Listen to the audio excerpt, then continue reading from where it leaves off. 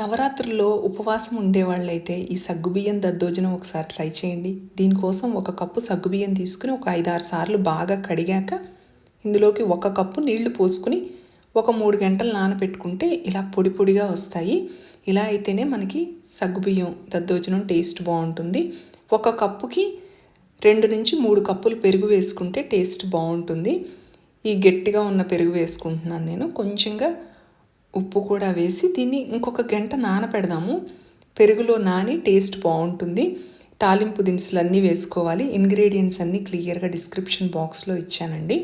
ఈ తాలింపు అంతా వేగాక అప్పుడు ఇందాక నానపెట్టుకున్న సగ్గుబియ్యం పెరుగులో ఈ తాలింపు వేసుకుంటే గనక మన సగ్గుబియ్యం దద్దోజనం రెడీ అండి.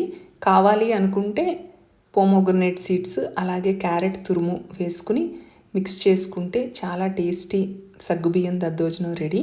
వీడియో నచ్చినట్లయితే లైక్ చేయండి, షేర్ చేయండి, సబ్స్క్రైబ్ చేసుకోండి. Thank you.